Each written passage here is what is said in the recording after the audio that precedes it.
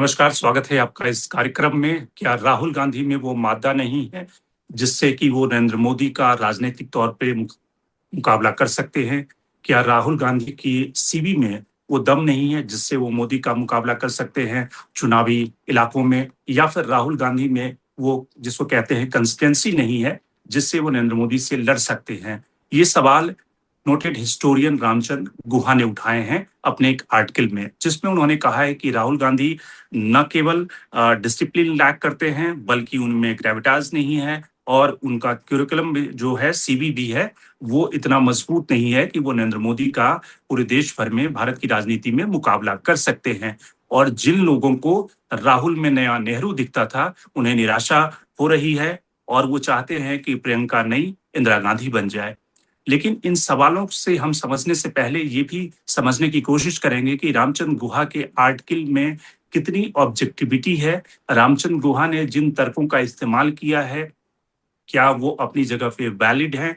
रामचंद्र गुहा जिन तर्कों का इस्तेमाल करके राहुल गांधी को खारिज कर रहे हैं, क्या उसमें दम है, या फिर उनका जो आकलन है वो बहुत ही सुपरफिशियल है, या फिर गुहा साहब जो कह रहे हैं उसमें दम है? यानी कि 2014 से 2026 के बीच में जो कांग्रेस और खास करके राहुल गांधी का ट्रैक रिकॉर्ड रहा है कांग्रेस पार्टी को लीड करने का, उसमें कितना वजन है? इन सारे सवालों को हम समझने की कोशिश करेंगे आज के कार्यक्रम में। हमारे साथ 3 मेहमान जुड़े हैं। शेखर अय्यर जो सीनियर जर्नलिस्ट हैं, सुनील शुक्ला साहब सीनियर जर्नलिस्ट हैं, और संजय कुमार सीनियर जर्नलिस्ट हैं। इन तीनों से समझेंगे कि गुहा के आर्टिकल में कितना दम है, क्या उसमें ऑब्जेक्टिविटी है, उनके तर्कों में दम है, क्या राहुल गांधी नाकाम हो रहे हैं नरेंद्र मोदी से लड़ने में, या फिर उनके तर्कों में ऑब्जेक्टिविटी नहीं है। तो सबसे पहले शुरुआत करते हैं शेखर आपसे। शेखर, रामचंद्र गुहा ने जिन तर्कों का इस्तेमाल किया है, जो बातें उन्होंने लिखी है, कई सारी बातें अपनी जगह सही हैं, लेकिन कई जगहों पे लगता है कि उन्होंने ऑब्जेक्टिविटी से पूरे जो भारत की राजनीतिक परिदृश्य है उसका मूल्यांकन नहीं किया है। आप किस तरह से देखते हैं रामचंद्र गुहा के इस आर्टिकल को, जिस तरह से उन्होंने सवाल उठाए कि राहुल गांधी, क्या एक जो सीरियस एफर्ट था वो भारत जोड़ो यात्रा था, उसके बाद वो बाहर विदेश चले जाते हैं घूमने के लिए, उनमें कंसिस्टेंसी नहीं है, वो गिमिक्री पे ज्यादा ध्यान देते हैं, वो फिश पॉन्ड में उतर जाते हैं, दलित बस्तियों में चले जाते हैं। तो एक तरह से वो राहुल गांधी की कंसिस्टेंसी की, उनके डिसिप्लिन की, उनके करिकुलम सीवी की आलोचना कर रहे हैं। तो शक्कर जी, देखिए, रामचंद्र गुहा की जो टिप्पणी है, एक कांग्रेस के शुभचिंतक के रूप में की है।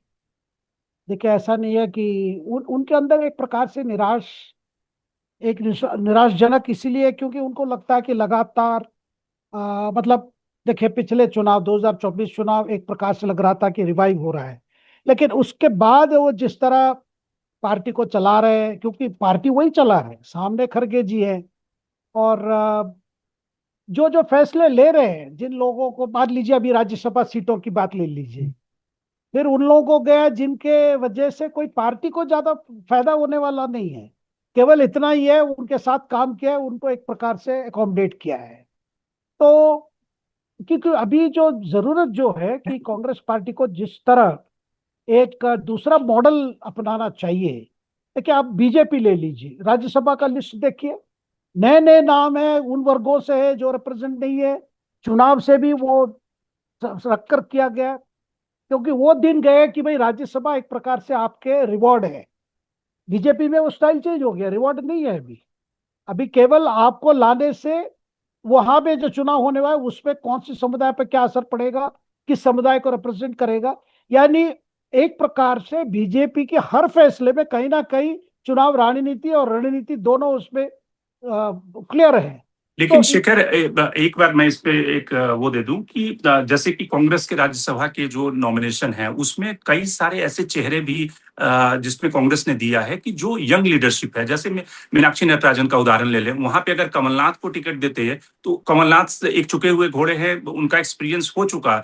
अगर लीडरशिप को मौका नहीं देंगे, जो बीजेपी जिस तरह से लोगों को मौका दे रही है, या फिर प्रणब झा को अगर मौका नहीं देंगे, या फिर जो उनके आईटी सेल को हैंडल करते हैं उनको नहीं देंगे, पवन खेड़ा को मौका नहीं देंगे, तो ये सारे जो वैसे लोग हैं, जो यंग लीडरशिप के लोग हैं, जो अलग अलग प्लेटफॉर्म पे, चाहे वो कम्युनिकेशन संभाल रहे हों या प्रवक्ता के तौर पे उनको मौका नहीं देंगे तो कमलनाथ को मौका देने से कोई फायदा नहीं है। अगर बीजेपी का उदाहरण ले ले, बीजेपी ने गुजरात में जिस तरह के नॉमिनेशन दिए हैं उसमें इकलौता एक व्यक्ति है जो कि विधानसभा का चुनाव लड़ा है, सारे डिस्ट्रिक्ट के लेवल के नेता हैं, वो सिर्फ कास्ट कोलिशन को सेटिस्फाई करने के लिए प्रधानमंत्री या बीजेपी ने वोट दिया। और प्रमोद महाजन एक बात जो कहा करते थे जब उन्हें आसाम का प्रभारी बनाया गया, यानी कि मुख्य रूप से उन्हें हटा करके एक बहुत छोटी जिम्मेदारी दे दी गई, तो प्रमोद महाजन से पार्लियामेंट में मैंने पूछा तो प्रमोद ने कहा कि देखिए, जब कोई घोड़ा जीत रहा होता है, दौड़ रहा होता है, तो उस पर कोई क्वेश्चन नहीं उठाता, जब वो हार रहा होता है, पिछड़ रहा है, तो सारी उसकी मीमांसा की जाती है।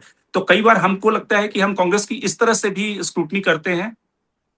नहीं, आपका कहना भी सही है, लेकिन देखिए कमलनाथ को देना नहीं, देखिए मीनाक्षी नटराजन केस अलग केस। आप मीनाक्षी नटराजन कमलनाथ को तुलना कर नहीं सकते, लेकिन बाकी जो नाम है, जैसे तमिलनाडु में विजय से एक सीट लिए, प्रवीण चक्रवर्ती को दे दिए, इसको लेकर और वहां कांग्रेस, तमिलनाडु कांग्रेस पे भी प्रश्न उठ रहा है। उससे पहले एक क्रिस्टोफर दे दिए तिलक, जब तक नाम नहीं, जो डीएम कैसे जो राज्यसभा सीट लिए, तब तक पता नहीं था कौन क्रिस्टोफर तिलक है, बस इतना ही पता चला, नहीं वो एआईसीसी सेक्रेटरी है, उत्तर पूर्व में काम करते हैं। तो वो ठीक है, देखिए कांग्रेस के रिवॉर्ड सिस्टम अलग है, लेकिन सवाल ये भी है, क्योंकि मैं इसीलिए गोवा से एग्री नहीं करूंगा, क्योंकि राहुल गांधी को जो स्ट्रेटजी अपनाया उन्होंने, वो स्ट्रेटजी है, ठीक है, अभी अभी हो गया 10 साल हो गया, अभी ये थर्ड टर्म शुरू हुआ है। उनको लग रहा है कि जो बात सोनिया जी का भी यही अप्रोच था, कि एक समय आएगा धीरे धीरे करके रूलिंग पार्टी, जो भी रूलिंग पार्टी हो, उसकी एक डिक्लाइन शुरू हो जाएगी, फिर जाके हम करेंगे। क्योंकि जब जब सोनिया जी लीडर ऑफ ऑपोजिशन बनी थी, आपको याद होगा 98 99 की बात है, तभी ये बात आई भाई कांग्रेस विदेश मतलब एक ऑपोजिशन पार्टी के तौर पे कोई आंदोलन नहीं है, कुछ नहीं है, सामने नहीं है, ऐसी बात हो रही थी। लेकिन सोनिया जी भी अपनी टाइमिंग वेट किए, फिर जाके 2022-23 के बाद ही आपने देखा होगा एक स्पीड और मोमेंटम पिकअप किया। राहुल जी का ही वही अप्रोच है कि जैसे समय आएगा उस समय मोमेंटम। और देखिए एक एक इश्यू जो आ रहे हैं, मान लीजिए नीट वाला सवाल, एग्जाम लीक सवाल, ये जो यूथ से बड़ा जुड़ा हुआ सवाल है, उसको जिस तरह उन्होंने डायरेक्ट इंटरेक्ट करके एक प्रकार से इश्यू को एकदम सामने लाया, जिसपे सरकार को डिफेंसिव होने पड़ रही है। तो राहुल जी का अप्रोच अलग टाइप अप्रोच है, लेकिन उसमें क्या है, क्विक रिजल्ट नहीं है। मान लीजिए कोई उपचुनाव आ रहा है, कुछ आ रहा है, वो क्योंकि ज्यादातर कांग्रेस की जो प्रॉब्लम है वो संगठनात्मक है। जब तक आपका संगठन मजबूत नहीं होगा, यानी फिर वही बात आती है, जब तक संगठन मजबूत नहीं करोगे, फिर जिन लोगों को आप राज्यसभा दे रहे हो वो भी देखिए, जब पवन खेड़ा को इस बार मिल गया, पिछले बार जब नहीं मिला था उनको लगा भाई उनकी साधना में कमी है। लेकिन पार्टी के अंदर यही चलता है कि देखो यहाँ टिकट लेने के लिए आपको, या टिकट मिलने के लिए एक पावर सिस्टम है, या एक पावर सेंट्रिक अप्रोच है, जिसमें आपको अगर एक्सेस नहीं है तो मिलना मुश्किल है। तो ये राहुल जी को तय करना है कि, क्योंकि वो स्वयं चाहते हैं कि नए चेहरा है, क्योंकि बार बार उनका यही है भाई नेचर आना चाहिए, नेचर आना चाहिए। और राहुल जी के भी आपको अपना जो भी अभी सिस्टम है पार्टी में, वो भी उससे पसंद नहीं है, उनको लगता है कि वो ऑप्टिमम रिजल्ट्स नहीं दे रहा है। लेकिन क्या है, एक पार्टी तैयारी करते करते बीच में चुनाव आ जाता है, जब तक आप इलेक्ट्रल सक्सेस नहीं दिखा पा रहे, तब तक आपके अप्रोच में एक सवाल नहीं रहेगा, हमेशा एक सवाल खड़ा रहेगा कि आप क्या स्ट्रेटेजी अडॉप्ट कर रहे हैं। बिल्कुल।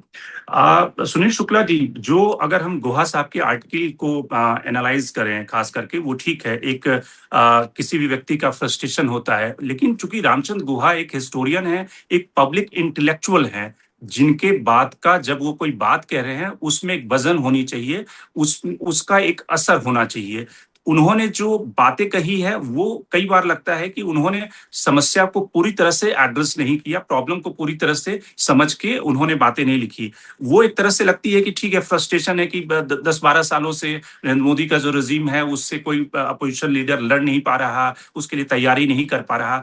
लेकिन प्रॉब्लम ये है कि अगर कोई व्यक्ति लड़े भी या इलेक्टोरल सक्सेस के लिए संघर्ष भी करे, लेकिन जो बीजेपी के पास में जो प्लस पॉइंट है, जो इस समय बीजेपी जिन हथियारों से चुनावी मैदान में उतरती है, उसका उन्होंने कोई उल्लेख नहीं किया। तो आपको लगता है कि ये एक तरह से ऑब्जेक्टिव एनालिसिस नहीं है, जिसमें उन्होंने कहा कि प्रियंका गांधी वायनाड से चुनाव नहीं लड़ना चाहिए था, लेकिन हो सकता है कोई एक अच्छी स्ट्रैटेजी भी कही जा सकती है। जब इंदिरा गांधी चिकमंगलुरु से चुनाव लड़ने गई थी, जब सफाया हो गया था कांग्रेस के इमरजेंसी के बाद, तो एक अच्छी स्ट्रैटेजी भी कही जा सकती है कि एक भाई उत्तर भारत से हो, दूसरा दक्षिण भारत को रिप्रेजेंट करे, दूसरा कि जिस तरह से उन्होंने उन सारे इशू का जिक्र नहीं किया जिससे कि बीजेपी आज चुनाव में उतरती है, जिस रिसोर्स मोबिलाइजेशन के साथ उतरती है, जिस तरह से सिस्टम पे, इंस्टीट्यूशन पे उनका एक तरह से मोनोपोली है, कब्जा है, जिस तरह से उनका ऑर्गेनाइजेशन है, ये सारे मुद्दों का उन्होंने जिक्र नहीं किया कि जो कांग्रेस को कहीं ना कहीं जिसको लेवल प्लेइंग फील्ड नहीं मिलता है। धन्यवाद रमेश जी, आपने सारी बातें कह दी। रामचंद्र गुहा का मैं प्रशंसक रहा हूं, मैंने उनकी किताबें पढ़ी हैं। उनका जो कॉलम आता भी इन अखबारों में, उसको पढ़ता भी हूँ। लेकिन ये जो इनका टेलीग्राफ में इनका आलेख आया, इसे बहुत निराश किया, और उनके बारे में मेरी जो धारणा थी, मेरी छवि थी, पूरी तरह से ध्वस्त हो गई। यह जो उनका आर्टिकल है, मेरे नहीं, एज ए हिस्टोरियन तो ध्वस्त नहीं हो गई होगी, अभी सिर्फ जब कमेंटेटर के व्यक्तित्व तौर पर। जब व्यक्तित्व खंडित होता है ना, तो फिर वो पार्ट पार्ट में नहीं देखते हैं आप। अगर अगर आपके खाने में मक्खी पड़ गई, तो फिर आप, ऐसा नहीं होता कि उस खाने को छोड़ देते हैं जहां मक्खी पड़ी है, बाकी खा लेते हैं। ये अगर उस पर छिपकली गिर गई, तो फिर आपको थाली हटानी ही पड़ती है। टुकड़े टुकड़े में आप मूल्यांकन, माने मूल्यांकन नहीं करते। ये जो शंकर अय्यर साहब ने कहा कि वो कांग्रेस को शुभचिंतक के रूप में नजर आते हैं, दूर दूर तक नजर नहीं आते। न तो विपक्ष के शुभचिंतक नजर आते हैं, न कांग्रेस के शुभचिंतक नजर आते हैं। वो भारतीय जनता पार्टी के शुभचिंतक नजर आते हैं, सरकार के शुभचिंतक नजर आते हैं।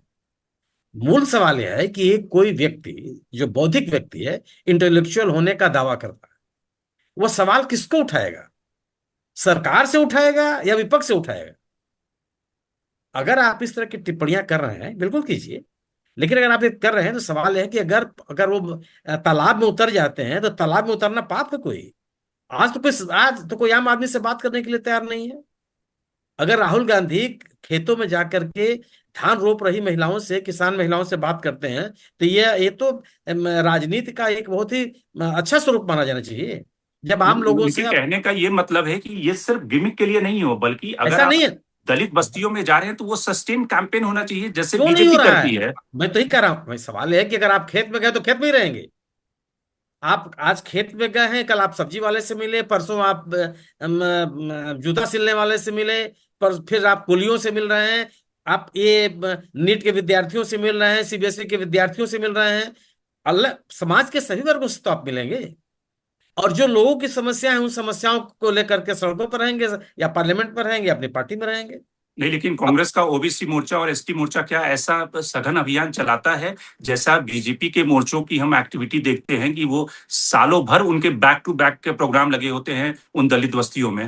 नहीं नहीं, ये सही सवाल है, ये बिल्कुल आपने सही कहा। आज अगर आपको सीबीएसई और नीट के मुद्दे को लेकर के एनएसआई के जो लोग हैं, वो सड़कों पर हैं कि नहीं है? छत्तीसगढ़ में लाठी चली है, हरियाणा में प्रदर्शन कर रहे हैं, और राजस्थान में प्रदर्शन कर रहे हैं, उत्तर प्रदेश से प्रदर्शन कर रहे हैं, दिल्ली में प्रदर्शन कर रहे हैं।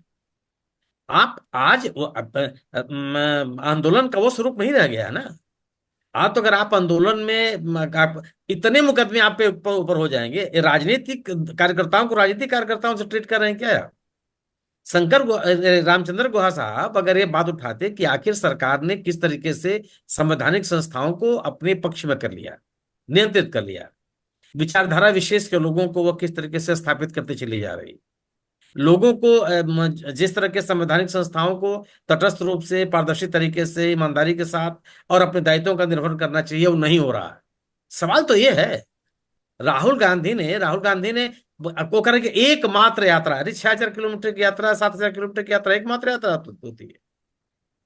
और आप उस व्यक्ति, सबसे बड़ा सवाल ये कि राहुल गांधी ने लोगों से जुड़ने की कोशिश की, विपक्ष को जोड़ने का प्रयास किया, सरकार के ऊपर लगातार हमला, और सरकार के खिलाफ जो उन्होंने मुहिम चलाई हुई है, उसमें कोई उन्होंने संशोधन नहीं किया, कभी उसमें कोई शिथिलता नहीं बरती, कभी भी सरकार के पक्ष में खड़े होते हुए नहीं दिखाई पड़े। और जो जो जो बातें उनको कहनी है, जिस मोर्चे पे उनको करनी है लगातार वो कहते रहे। वो कह रहे हैं कि विदेश यात्रा करने चले जाते हैं। विदेश यात्रा क्या करने चले जाते हैं? वो समुद्र के किनारे बैठ करके फिशिंग करते हैं। मतलब विदेश यात्रा का क्या मतलब हुआ? नहीं, अगर उनके उन्होंने, कहने का मतलब है कि ये आपके डिसिप्लिन, लैक ऑफ भाई डिसिप्लिन दिखाता है कि अगर नहीं एक तो भाई आप कैंपेन को कैसे आप लीड कर रहे हैं। शंकर जी, मैं आपकी बात समझ रहा हूं, लेकिन सवाल इस बात का है ना कि ये तो तब होगा ना जब आप राजनीति करते करते एकदम खेलने कूदने चले गए, पर्यटन पर निकल गए। क्या राहुल गांधी की कोई भी यात्रा पर्यटन की दृष्टि से हुई है? क्या राहुल गांधी ने वहां जा करके वहां के इंटेलेक्चुअल से, सिविल सोसाइटी से, विश्वविद्यालयों के विद्यार्थियों से, अन्य संगठनों से संवाद करने के लिए उनके आमंत्रण पर गए हैं, या वो समुद्र के किनारे टहलने गए हैं? किसको अनुशासनहीनता कहेंगे आप? अगर विदेश का कोई संगठन उनको आमंत्रित करता है तो कहते हैं कि हम नहीं जाएंगे। आपको तो कोई बुलाता नहीं है, आप तो कोई सुनना चाहता नहीं। और जब कोई अन्य किसी भारत के किसी अन्य नेता को बुलाया जाता है तो कहते हैं कि साहब विदेश चले गए। और यह हमेशा कहा जाता रहा है। आप पिछले वर्षों में बताइए कहीं कहा वो कहीं पे वो केवल और केवल विदेश के नाम पर चले गए। अब किसी की यात्रा को इस तरह से खारिज नहीं कर सकते हैं आप ना। बिल्कुल। प्रधानमंत्री की विदेश यात्रा पर सवाल क्यों नहीं पैदा करते आप? कि सालों सालों घूमते रहे पूरी, जो कहते हैं कि मैं कोई ऐसा देश बचा नहीं जहां न गए हूं। और जब ऑपरेशन सिंदूर का मसला आया तो भारत की विदेश नीति कहाँ थी? कौन लोग आपके साथ खड़े हुए? आज आपका विदेशों के साथ आयात निर्यात की स्थिति कहाँ है? तो इन पर से आप सवाल उठाएंगे। एक बौद्धिक व्यक्ति सत्ता से सवाल पूछता है। मूल सवाल तो मेरा ये है, ठीक है। अगर अगर अगर अगर आप विपक्ष की राजनीति को में सुधार चाहते हैं तो ठीक है, आप बैठ के उनसे बात कीजिए। आप एक सवाल नहीं करते हैं सरकार से। आप एक बात नहीं पूछते हैं कि एसआईआर को लेकर के लोगों के मन में जो सवाल उठ रहे हैं उन सवालों के ऊपर सरकार का रवैया क्या है? कोई कल्पना के बाहर है। कोई बौद्धिक आदमी कैसे चीज पर चिंतित नहीं होता कि लोगों के मताधिकार छीने जा रहे हो और एक राजनीतिक दल चुपचाप बैठा हो या उस प्रक्रिया के साथ खड़ा हो? और रामचंद्र गुहा जैसे बौद्धिक आदमी को लेकर के इसमें कोई उनके मन में नाराजगी नहीं होती? कौन सा राजनीतिक दल है वो? बिल्कुल। सवाल इसलिए वो पूरा का पूरा, जिसे होता नहीं है कि विज्ञापनों में प्रायोजित लेखन, तो ये उनका प्रायोजित लेखन है किसी ठीक है। विशिष्ट उद्देश्य के साथ। बिल्कुल। जी। संजय, जिस तरह से अगर गुहा साहब के तर्कों को ले, जिसमें कि उन्होंने कहा कि उनका सीवी इतना मजबूत नहीं है, 2004 के पहले वो क्या कर रहे थे ये किसी को नहीं पता है, लेकिन इस आर्गुमेंट का तो खुद ही काउंटर है। नवीन पटनायक के बारे में जब कोई नहीं जानता था कि वो क्या करते थे जब उनके पिता जिंदा थे, मुख्यमंत्री थे, और नवीन पटनायक दिल्ली में अपने दोस्तों के साथ में पार्टियां किया करते थे, लेकिन जब उन्हें पॉलिटिक्स का मौका मिला और उन्होंने जिम्मेदारी संभाली तो एक रिस्पॉन्सिबल लीडर की तौर पे, मुख्यमंत्री के तौर पे उन्होंने उड़ीसा को लीड किया। तो राहुल गांधी का पिछले 22 सालों से 23 सालों से वो मेंबर ऑफ पार्लियामेंट हैं, उनका ट्रैक रिकॉर्ड सब देख रहा है। तो उससे पहले वो क्या करते थे इससे कोई फर्क नहीं पड़ता कि उनका आज की तारीख में पब्लिक लाइफ में पिछले 2 दशक से है, तो ये काफी नहीं है रामचंद्र गुहा के लिए कि वो भारत को लीड कर सकते हैं। सो तो मैं कहने का मतलब ये है कि जो उनको वो अपने अंडरस्टैंडिंग के हिसाब से राहुल गांधी को जज कर रहे हैं। लेकिन इसमें अगर आप देखेंगे कि जो फैक्ट्स एंड फिगर्स और जो भी ये बातें रखना चाहते हैं बैकग्राउंड में राहुल गांधी की, वो सफिशिएंट नहीं है उनको एनालाइज करने के लिए। लेकिन ही इज अ हिस्टोरियन, अपना एक सोच है। और एक भी ये भी बात है कि जो पास्ट में एक रहा है ट्रेंड कि जो लेफ्ट हिस्टोरियन का कांग्रेस की पॉलिटिक्स, कांग्रेस का जो डायनेस्टिक पॉलिटिक्स, उसको क्रिटिसाइज करने की एक एक आदत, एक सोच रही है। और मेरे ख्याल से रामचंद्र गुहा उसी सोच को जारी रखे हुए हैं। और जो इतना विवाद उनके आर्टिकल पे हुआ, वो होना मैं समझता हूँ कि ओवर द बोर्ड हो गया। ये रामचंद्र गुहा पहले भी राहुल गांधी के बारे में ऐसे लिख चुके हैं, पहले 4-5 दफा लिखे हैं उन्होंने। वो गांधी परिवार के प्रति उनका एक क्रिटिकल एनालिसिस है। और वो बोलते हैं कि ये dynasty could not can not carry जो इंडिया, जो अभी मॉडर्न इंडिया को, सो नहीं, वो उसके सब बियॉन्ड वो सोचना वो है। वो वो ठीक है कि डायनेस्टी के खिलाफ रामचंद्र गुहा लिखे या राहुल गांधी के खिलाफ लिखे, नरेंद्र मोदी के खिलाफ लिखे, लेकिन हम ये समझना चाहते हैं कि क्या सचमुच राहुल गांधी में वो टैलेंट है, डिसिप्लिन है, उनका सीवी इतना मजबूत है, या फिर पिछले 12 सालों में जिस तरह से उन्होंने लड़ाई लड़ी है वो वही काफी पॉइंट है? बिल्कुल। वही पॉइंट मैं बोल रहा। आप देखिए कि जो 2011 ऑनवर्ड्स एक सिस्टमेटिक अटेम्प्ट था by right wing forces, BJP, RSS की, राहुल गांधी के कैरेक्टर को खत्म किया जाए, पॉलिटिकल कैरेक्टर को खत्म किया जाए, सो दैट वो गांधी परिवार से कोई दूसरा लीडरशिप पोजीशन में नहीं आ जाए। और उसके लिए उन्होंने काफी इन्वेस्ट किया। और ये समझिए कि जो राहुल गांधी की कोशिश और एक ऐसी सोच कि इन इन इन ताकतों के खिलाफ से लड़ना है, इनसे झुकना नहीं है। आज देखिए जितनी भी कोशिशें बीजेपी आरएसएस वालों ने किया, वो सारे विफल हो गए। और राहुल गांधी अपने कोशिश, अपनी सोच, अपनी ताकत की वजह से एक अपना रोल इंडियन पॉलिटिक्स में डिफाइन किया उन्होंने। आज आज ये स्थिति है कि इन अपोजिशन पार्टीज के सर्किल में केवल कांग्रेस ही दिखती है जो बीजेपी को टक्कर दे सकती है। ये पोजीशन आना अपने आप में उनका अचीवमेंट है। लेकिन क्या जरूरी है कि जो क्रिटिक है उनके, चाहे जो थिंकर है, उनको इस चीज को लेकर एनालाइज करें, इसको प्रेज करें? उनको ऑफकोर्स, ये आप एक डेमोक्रेसी में criticism is also important. Rahul Gandhi का क्रिटिसिज्म कांग्रेस जैसी संस्था को एक मजबूती देता है। मजबूती इसलिए भी देता है कि कांग्रेस को भी सोचना है कि जो इस डायनेस्टी के आगे क्या, एक और दूसरी पार्टियों के भी लिए सोचना है। तो उनके लार्जर कॉन्टेक्स्ट में आप देखें तो एक एक लगता है कि पॉइंट है। लेकिन अभी देखिए उनके जो पॉइंट, जो राम गुहा की जो सोच है, वो फिट नहीं बैठती है, क्योंकि उन्होंने ऐसे नॉर्मल वे में जैसे डेमोक्रेसी चल रही है ऐसे सोच रखकर उन्होंने एनालाइज किया। जबकि आज इंडिया एक एबनॉर्मल डेमोक्रेसी है, जहां पे इलेक्शंस जीते नहीं कब्जा किए जा रहे हैं। अब ऐसी स्थिति में रामचंद्र गुहा ने एक बार भी इसका जिक्र नहीं किया।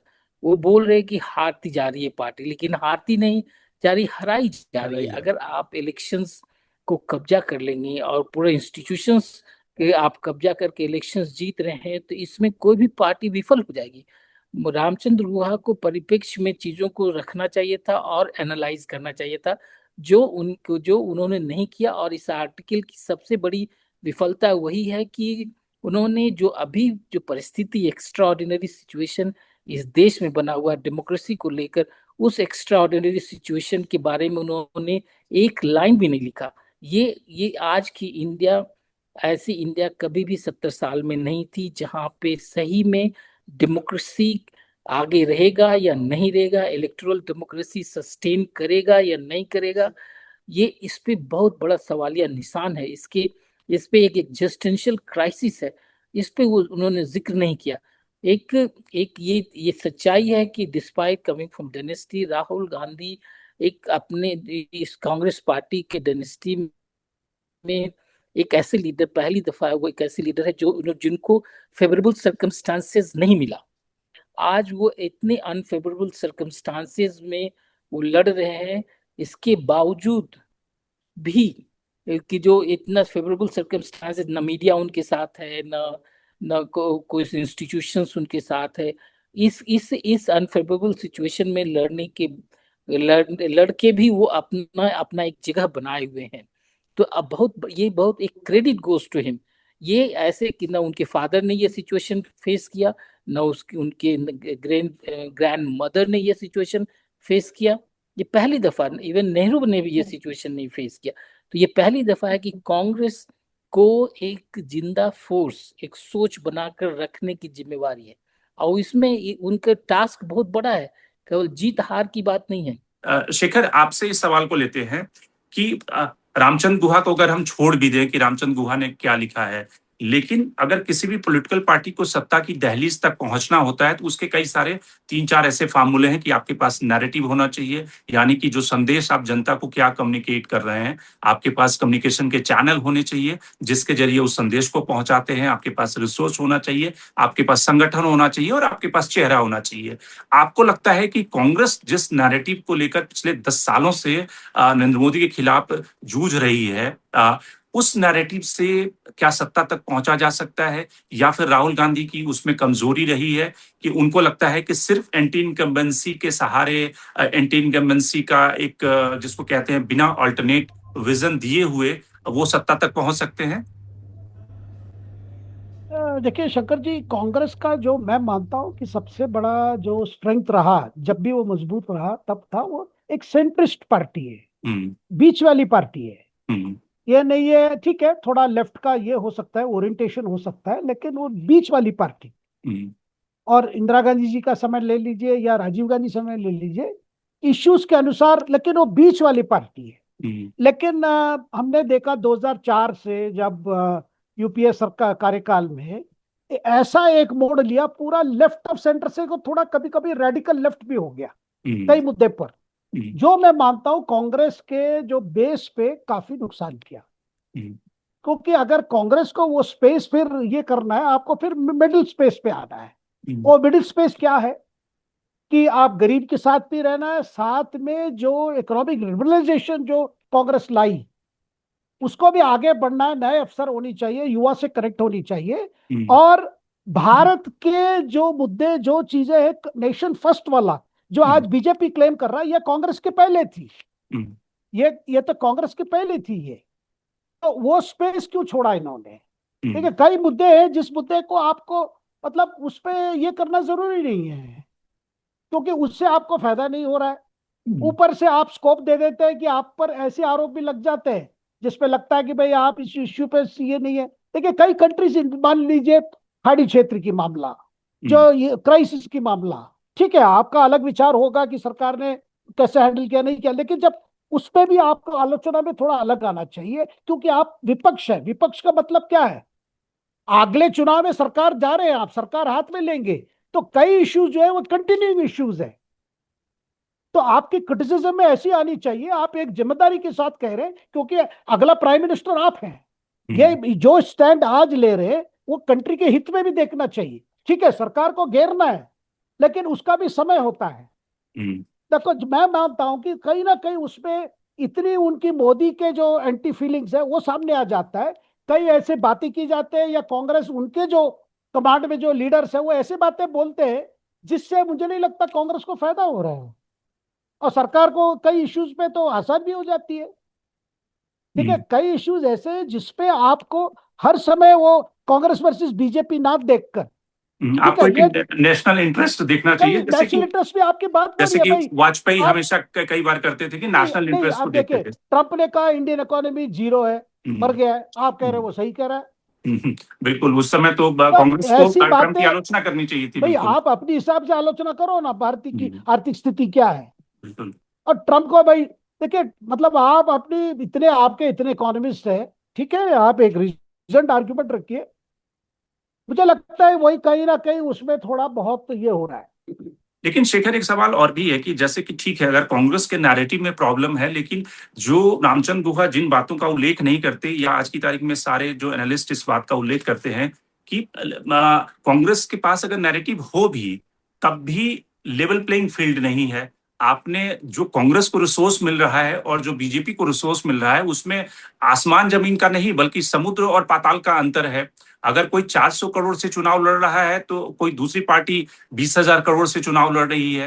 इंस्टीट्यूशन जो है, जितने भी हैं, वो एक तरह से ईडी जो है वो एक अलग पॉलिटिकल पार्टी बन गई है, अलग अलग राज्यों में पॉलिटिकल पार्टी को कैप्चर करने के लिए, जिस तरह से पॉलिटिकल पार्टी पे ही, उनके सिंबल पे ही कब्जा हो रहा है। तो वैसी स्थिति में कई बार जब अहमद पटेल जब जीवित थे, उनसे ये सवाल एक दो बार हम लोगों ने पूछा, तो उन्होंने कहा कि अब जो भी पार्टी सत्ता में आएगी, कांग्रेस हो सकता है 50 साल के बाद ही सत्ता में आई, और पिछले कुछ राज्यों में आपने देखा भी होगा कि जो भी पार्टी रीजनल पार्टी है सत्ता में राज्यों में, वहां पॉलिटिक्स का ग्रामर ही चेंज हो गया है। अब वो सब भी वही कर रही है जो बीजेपी सेंटर में कर रही है।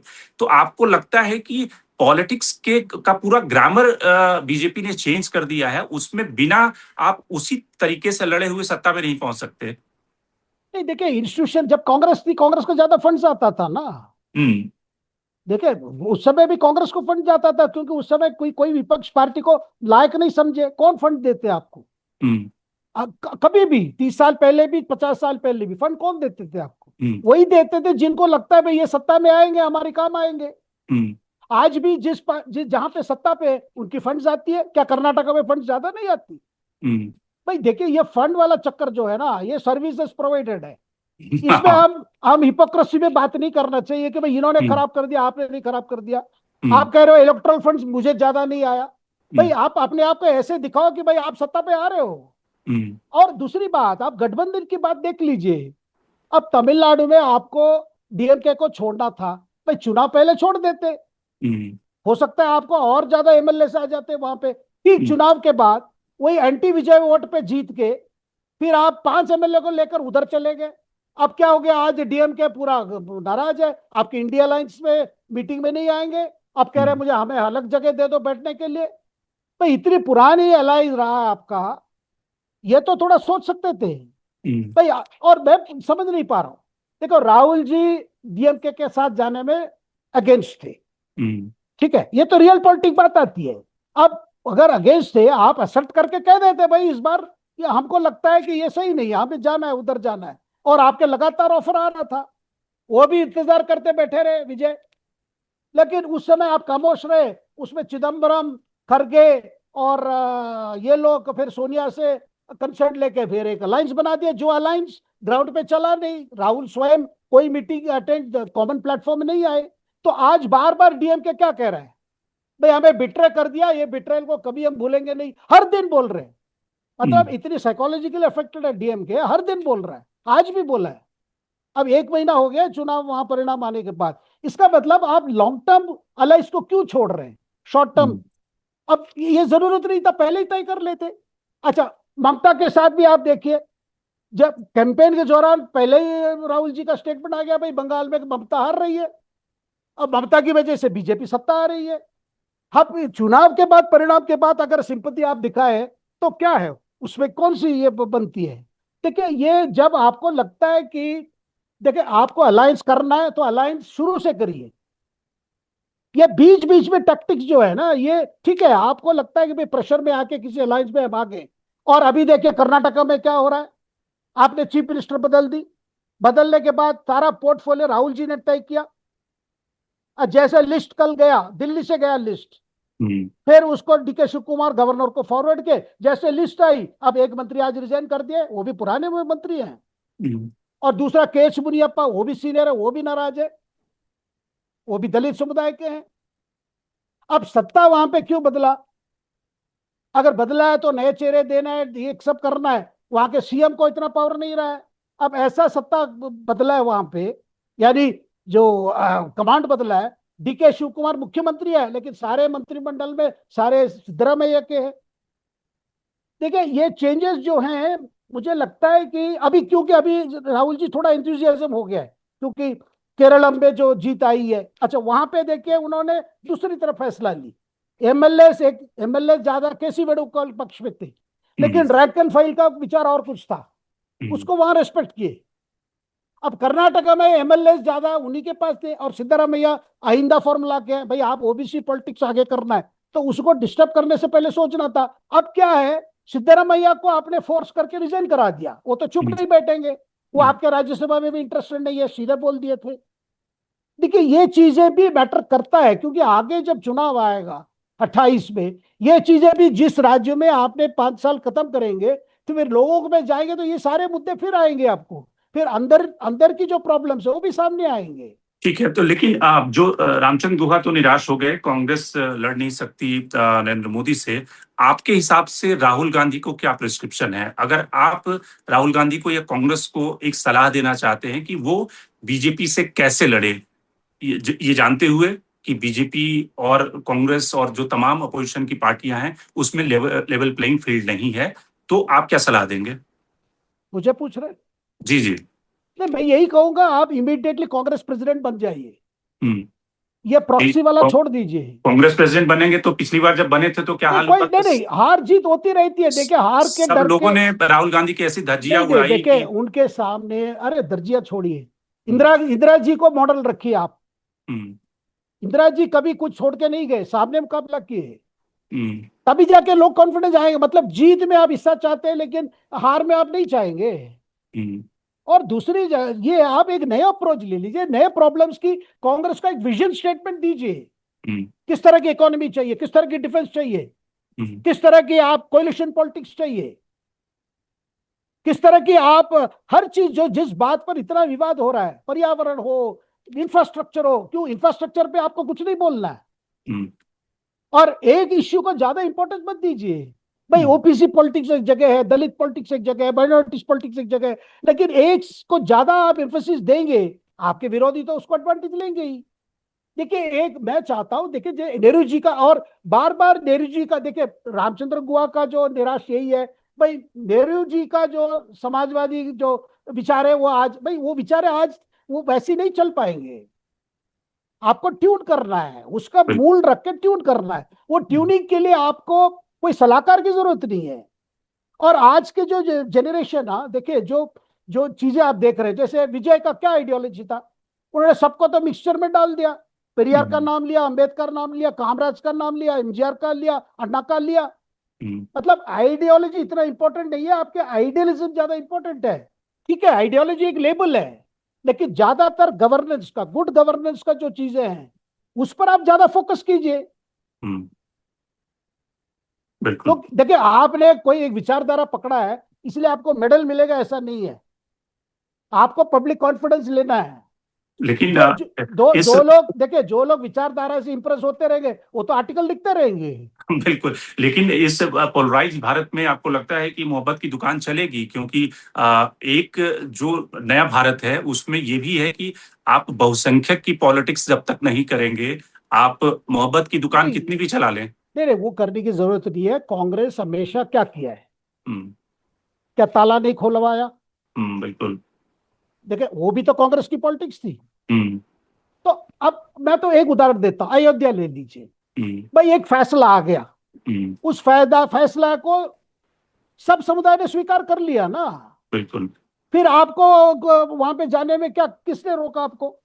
हम्म, आपके दिग्विजय सिंह तक चले गए, सब चले गए, आप नहीं गए और उसकी मजाक उड़ाए। भाई जो चीजें हो गई खत्म, आप छोड़ दो उसको। देखिए बिल्कुल। आपको लग रहा है भाई, देखो एक बात है, ये जो माइनॉरिटिज्म हो या मेजोरिटेरियनिज्म हो, ये एक फेयर कॉन्सेप्ट में चलता है, फेयर हम्म, कॉम्प्लेक्स में। हम्म, लेकिन आपको सामने आके भाई जो कांग्रेस क्या थी, सबके लिए एक्सेप्टेबल थी। बिल्कुल, तो आप एक मतलब एक बैलेंस करके चलिए। बिल्कुल, देखिए जब, देखिए ये डर का जो पॉलिटिक्स, आप जिस बात को पोलराइजेशन ऐसा शब्द है केवल बीजेपी करता है ऐसा नहीं है। बिल्कुल। पोलराइजेशन जो पार्टी जो उसके हिसाब से करती है, लेकिन हाँ, कांग्रेस आप, भी करती रही है नहीं माइनॉरिटी को। देखिए उसका, देखिए जो भी आज है जो पहले की पॉलिटिक्स की कंटिन्यूएशन है। बिल्कुल।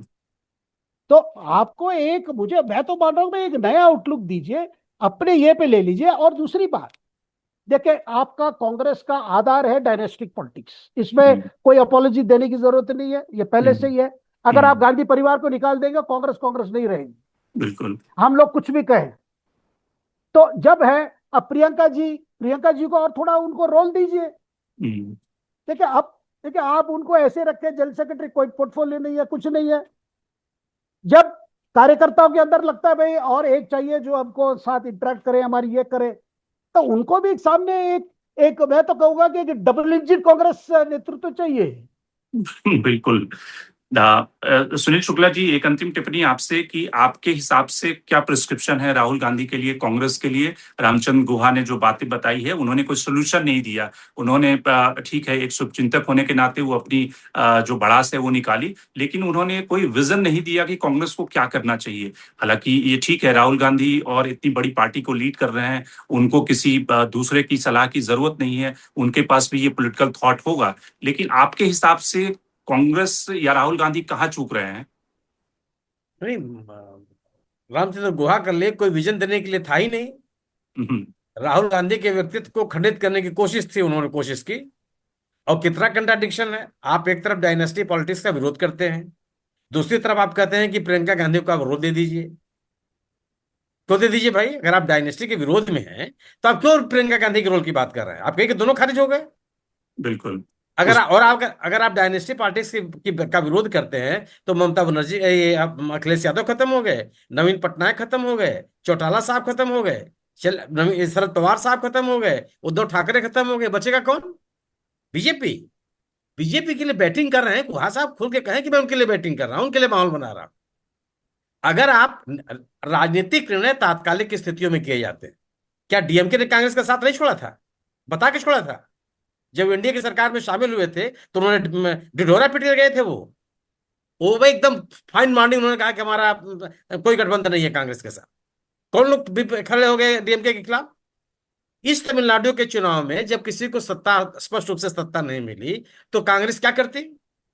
वह स्पेस देती बीजेपी के लिए कि वह तमाम दलों के बीच में राजनीति करती, सत्ता का प्रयोग करके, और एक नए तरीके से वहां सत्ता में उसका दखल होता।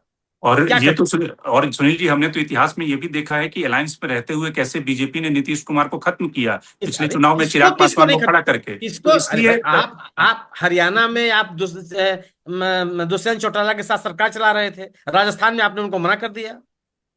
आप अपने अलायंस का प्रयोग कैसे करते हैं? सवाल यही तो है ना कि भारतीय जनता पार्टी अभी ईयर सामने कांग्रेस के टिकट पे सवाल उठाए, बिल्कुल सही सही है। ढेर सारे नामों पर सवाल उठाया जा सकता है। बीजेपी क्या कर रही है? तरुण चुग साहब पंजाब की राजनीति करते हैं, मध्य प्रदेश चुन करके जाएंगे। क्या मध्य प्रदेश में नेताओं का अकाल है? ये बीजेपी का हर काम, जितना भी काम है, उसके लिए गुहा साहब सवाल नहीं उठाते। मेरा अपना मानना यह है कि राहुल गांधी ने जो सरकार को मुद्दों के आधार पर घेरने की कोशिश की है, वह एक बहुत ही सही और तार्किक निर्णय है।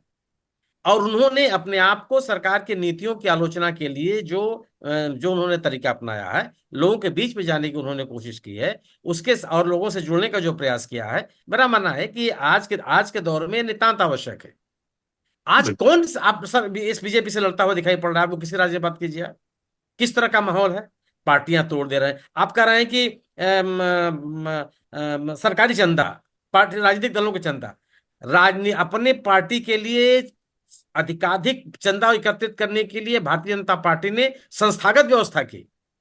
देश की आजादी के समय राजनीतिक दलों को चंदा देने की क्या व्यवस्था थी? जवाहरलाल नेहरू का वक्तव्य याद कीजिए, उन्होंने कहा कि राजनीतिक दल लोगों के चंदे से चलेंगे। सालों साल जाकर के उन्होंने, जब बहुत दबाव हुआ, तो यह संशोधन आया कि ठीक है, औद्योगिक घराने चंदे देंगे, लेकिन वो अपने 3 साल के लाभ का 7% देंगे। ये कानून बना था। आपने क्या कर दिया कि नहीं, कोई भी दे, बंद हो रही फैक्ट्री दे दे, घाटे में चल रही फैक्ट्री दे दे, उसको हम जानकारी नहीं देंगे, वो पब्लिक डोमेन पर नहीं रखेंगे। इस तरह की व्यवस्था किस पार्टी ने की? 2014 में जब इस सत्ता में पार्टी आई और कांग्रेस सत्ता से बाहर गई, उस समय कांग्रेस और बीजेपी के अर्थव्यवस्था में कितना अंतर था? जो आज अंतर वो था क्या? भारतीय जनता पार्टी ने राजनीतिक दलों के संसाधन सुखा दिए,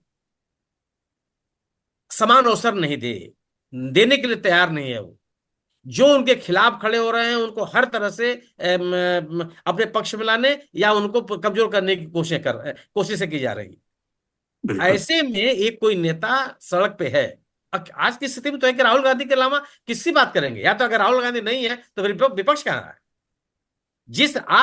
जिस राहुल गांधी को आपने एक कर्नाटका का केरल का मामला था लेकर के आपने उनकी सदस्यता खत्म कर दी पिछले लोकसभा में, कोई नहीं बोलने गया कि क्या कर रहे हैं आप।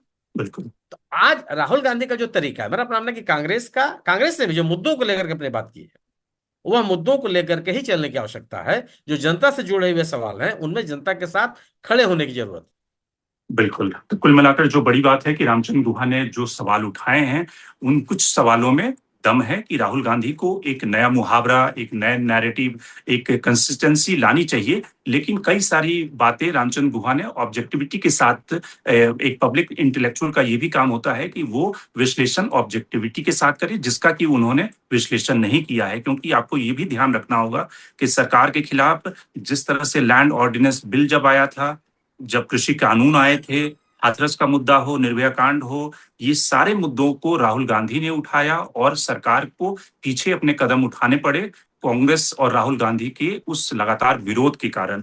लेकिन ये भी बात सही है कि राहुल गांधी पिछले 10 सालों से बीजेपी से अगर नहीं लड़ पा रहे हैं तो उन्हें नए मुहावरे की तलाश करनी होगी। भारत को एक नया सपना, एक नया विजन भी देना होगा, जो रामचंद्र गुहा भी चाहते हैं, और शायद अच्छे विपक्ष की का ये रोल भी होना चाहिए। तो आज के कार्यक्रम में इतना ही। सुनील शुक्ला जी आप जुड़े, आपका बहुत बहुत धन्यवाद। शेखर आप जुड़े, आपका बहुत बहुत धन्यवाद। और संजय आपका भी बहुत बहुत धन्यवाद। देश और दुनिया की बाकी खबरों के लिए आप बने रहिए डेली न्यूज़ के साथ।